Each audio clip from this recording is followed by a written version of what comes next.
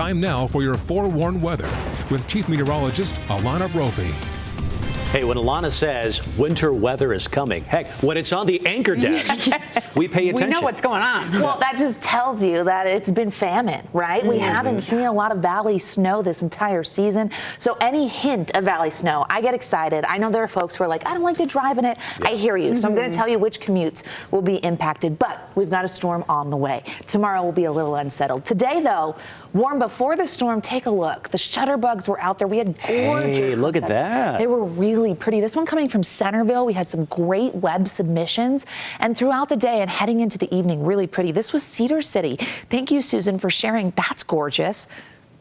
Great pop of color. We also know that the mountains have been showing off with the snow that they recently received. And we want to add to that, Tammy Budge, showing that snow line on Mount Ogden getting a little lower. Marlene catching Lone Peak, which was stunning tonight. High temperatures today, though, didn't exactly feel like January. 51 is where we topped out in Salt Lake. Typically this time of year, upper 30s, so we soared above that. You see those 50s popping up in Delta, Green River, 55 in St. George. That's even a few degrees above seasonal norms for this time of year. We're going to see the mid-30s with mostly clear, dry skies overnight tonight. Tomorrow, we're going to signal some changes, and we're going to do so with the cloud cover, which we actually saw in Iron County, the Hemsworth family, catching that this evening. There will be a few more clouds down there, but then also along the Wasatch Front. As we step back, you're able to see that small window of high pressure that allowed for clearer conditions. Well, that's going to go away. We see the clouds on the move from the northwest. This storm system dropping in from the Gulf of Alaska. It's a cold one, and it's going to change the game. Mountains need the snow. Great shot coming from Alta. Thank you, Tyler. And as we talk mountains, we have to mention snowpack. I showed you the percents yesterday. If you melted down all the snow and you just had a liquid, you would have the snow water equivalent, SWE.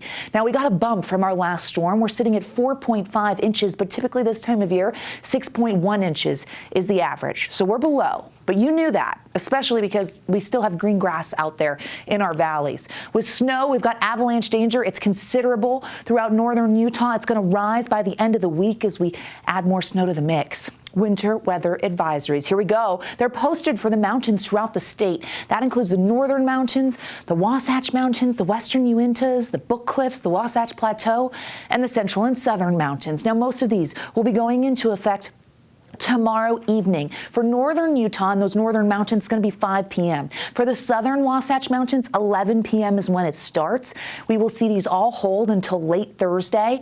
It starts on Thursday for the central and southern mountains. We also have valleys impacted, so we're expecting wintry travel along the Wasatch Front in Cache Valley, the Tooele and Rush Valleys, and we're going to keep our eye on lake enhancement here. So we could get some tricky travel. Thursday morning commute looks like the toughest, okay? By the evening, we will see showers and we could see some ice. As we head into tomorrow, increasing clouds and into the afternoon, valley rain and mountain snow showers develop. A moist flow ahead of the cold front that's going to dip on in here.